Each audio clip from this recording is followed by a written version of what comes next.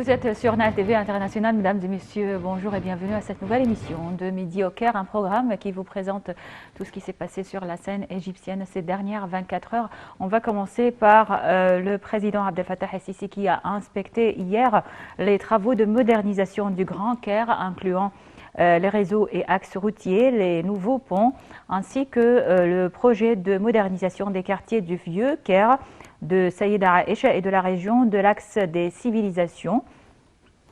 Le porte-parole de la présidence, Bassem Rodi, a indiqué que la tournée du chef de l'État a inclus les travaux en cours dans les régions de l'Est du Caire, dont les quartiers de Madinat Nasr et Héliopolis, ainsi que le réseau de ponts qui doit relier la région de l'axe des civilisations aux axes et routes principales de la capitale. Ces travaux interviennent dans le cadre du projet de développement et de modernisation globale du quartier historique du lac de Ain al-Sira et l'endroit du musée de la civilisation au Vieux-Caire. Selon le porte-parole de la présidence, Bassem Rodi, c'est ainsi que cette région touristique se transformera en une région plus moderne ayant un style architectural nouveau qui renfermera tous les services intégrés.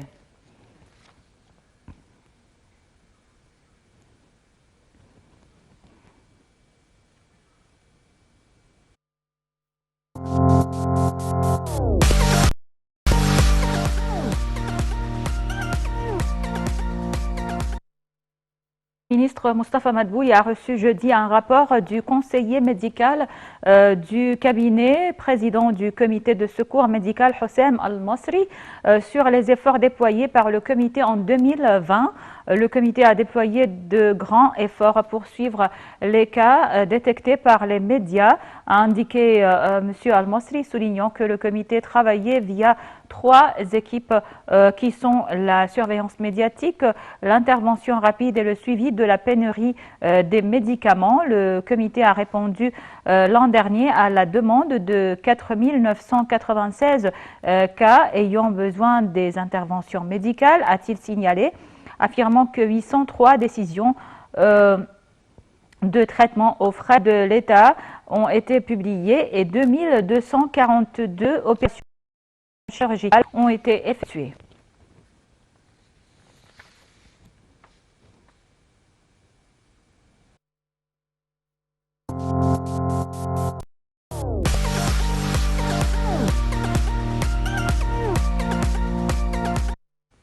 La ministre de la Santé, Dr Hala Zeid, est arrivée était jeudi matin à l'aéroport international Rafiq Al-Hariri au Liban à la tête d'une délégation de son ministère pour remettre des cargaisons d'aide au Liban, conformément aux directives du président Abdel Fattah el-Sisi de soutenir ce pays face à l'épidémie de coronavirus. Retour donc sur la visite de la ministre de la Santé au Liban.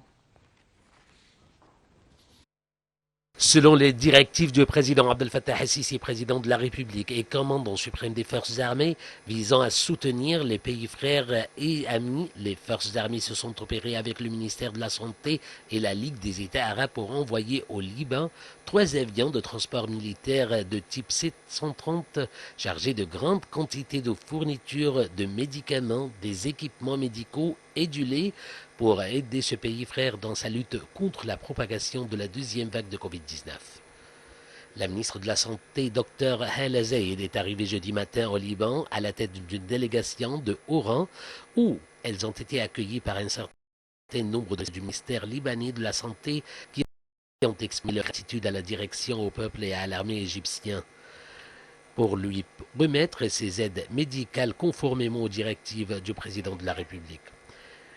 3 avions ont décollé de la base aérienne de l'Est du Caire transportant de grandes quantités d'équipements et de produits médicaux, de lait pour enfants ainsi que de matériel médical offert par la Ligue arabe ont atterri à l'aéroport international de Rafiq Hariri à Beyrouth. Madame Zeid s'est entretenue avec son homologue libanais Ahmed Hassan et tous les deux ont tenu une conférence de presse conjointe. À cet égard, la ministre de la Santé et de la Population a effectué une tournée d'inspection à l'intérieur de l'hôpital militaire égyptien de compagnie au Liban, Au cours de cette tournée d'inspection, elle a insisté sur la poursuite d'une coordination complète entre le gouvernement égyptien avec ses différents ministères et le gouvernement libanais dans le but de soutenir totalement le peuple libanais frère. La partie libanaise a exprimé ses vifs remerciements et sa gratitude pour les efforts déployés par la République arabe d'Égypte ainsi que son soutien au Liban au moment critique, ce qui reflète l'esprit d'amour et de fraternité entre les deux peuples frères. Ces aides s'inscrivent dans le cadre du rôle central de l'Égypte envers ses frères arabes face aux crises et aux défis.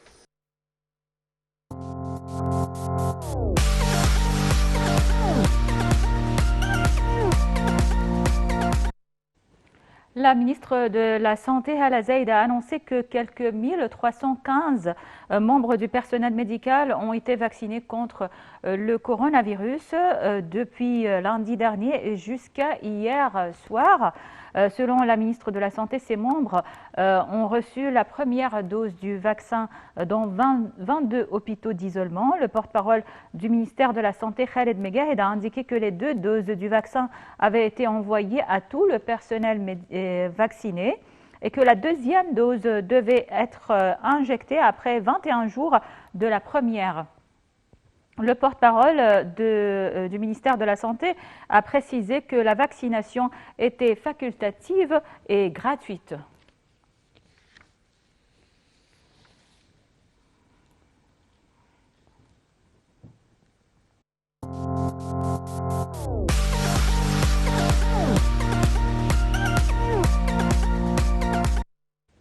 Dans ce contexte, les forces armées ont poursuivi leur opération de stérilisation et de désinfection des lieux publics dans les différents gouvernorats d'Égypte, notamment les lieux où il y a d'énormes rassemblements de citoyens. Les ponts flottants, les traversiers, les arrêts de train et des transports communs, les installations stratégiques, les services publics et les lieux de culte ont été désinfectés. Ces campagnes intensives sont menées par les forces armées conformément aux instructions de leur commandement général pour aider les appareils de l'État à faire face à la deuxième vague du coronavirus. En marge de ces opérations, des équipes des forces armées ont tenu des colloques sur le terrain dans des lieux ouverts avec le respect strict des mesures préventives, notamment la distanciation sociale, en vue de sensibiliser les citoyens quant au danger du virus, outre de rendre hommage aux médecins dévoués dans la lutte contre ce virus et aux citoyens actifs face à cette pandémie. À travers certains points de vente, des masques médicaux gratuits ont été distribués aux citoyens et des services médicaux ont permis de mesurer la température de certains patients tout en les mettant en garde contre les dangers de la pandémie. Certaines zones urbaines ont été ciblées pour y présenter des produits alimentaires à des prix abordables tout en évitant les longues queues et garantissant l'éloignement et la distanciation sociale.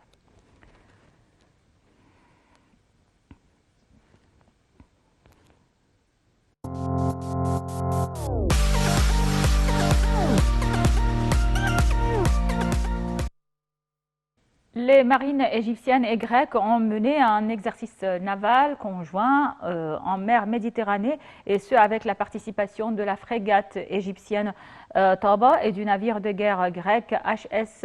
Hydra F452. Cet exercice maritime s'inscrit dans le cadre du plan du commandement général des forces armées d'approfondir l'échange des expériences avec les forces armées des pays amis et de mettre en œuvre de divers exercices à caractère professionnel. Il s'agit aussi du soutien de la coopération entre les forces égyptiennes et les forces grecques en faveur des deux parties et du renforcement de la sécurité et de la stabilité maritime dans la région de la Méditerranée. On passe à un autre sujet, cette fois économique. L'Égypte projette de devenir un des 10 grands pays exportateurs de gaz naturel à l'échelle mondiale si elle atteint une pleine capacité de production cette année 2021, en s'appuyant sur les efforts inlassables de l'État pour promouvoir ses exportations en gaz naturel liquéfié par la reprise des activités d'un des plus importants sites de production annonce donc l'agence Bloomberg. Pour plus de détails, donc regardons ce commentaire signé Rim Samir et Sherif Boussela. L'Égypte projette de devenir un des 10 grands pays exportateurs de gaz naturel à l'échelle mondiale si elle atteint une pleine capacité de production cette année 2021 en s'appuyant sur les efforts inlassables de l'État pour promouvoir ses exportations en gaz naturel liquéfié par la reprise des activités d'un des plus importants sites de production, annonce l'agence Bloomberg. L'agence a souligné les déclarations faites mercredi par le ministre égyptien du pétrole et des ressources minérales Tarek El Molla lors d'une interview faite avec le groupe Gulf Intelligence sur le redémarrage du site de Damiette, mis à l'intérêt de 8 ans. Le site de Damiette permettra de liquéfier 3,5 millions de tonnes de gaz naturel par an, portant la capacité de production de l'Égypte à 12,5 millions de tonnes, a fait savoir le ministre. Les prix du gaz naturel ont connu un recul en 2020 sur fond de la propagation de la pandémie du coronavirus, mais à partir d'octobre dernier, la donne a changé et toutes les fournitures du site d'EDCO sont réservées jusqu'à la fin du mois de mars, a expliqué M. Al-Molla. Selon les données de Bloomberg Economics, la contribution de l'Égypte aux provisions mondiales en gaz naturel a atteint 1% en 2019. L'agence a considéré que la reprise d'activité du site de Damiette et le redressement des exportations faites par le site d'EDCO donnent un nouveau souffle au secteur du GNL en Égypte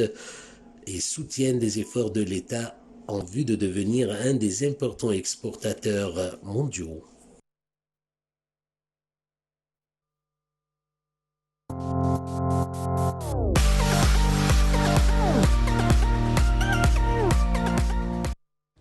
Le ministre de l'Irrigation et des Ressources hydrauliques, Dr Mohamed Abdelghati, s'est rendu dans le gouvernorat de Ménia en Haute-Égypte afin d'y inspecter la ferme agro-industrielle de sucre relevant de la société Al-Qanel. Dr Abdelghati a prêté audition à une explication détaillée sur les phases de la culture et la transformation de la canne à sucre par le biais de cette société qui constitue l'un des plus importants investissement agro-industriel en Haute-Égypte. Il est à noter que la société vise à cultiver 181 000 fédans dans le cadre d'un million et demi de fédans dans l'ouest de Ménia en recourant au système d'irrigation moderne et intelligente qui contribue à la rationalisation de l'eau et la hausse de la productivité des récoltes. Ont accompagné Dr Abdelghati lors de cette visite d'inspection le ministre de l'Agriculture et de la Bonification des Terres, Al-Saïd Al-Qusir, et le gouverneur de Ménia, Oussama Al-Qadi.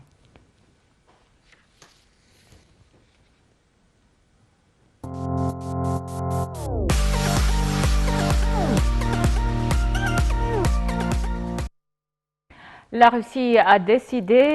de la reprise de ses vols réguliers à l'extérieur à partir du 8 février, ainsi que l'augmentation de ses vols à destination de l'Égypte, selon le Centre opérationnel russe de lutte contre le coronavirus. Dans un communiqué, le centre a fait état de 8 villes russes à partir desquelles décolleront les vols internationaux et de l'augmentation des vols réguliers à destination de l'Égypte au rythme d'un seul vol hebdomadaire à partir de chacune des villes en question.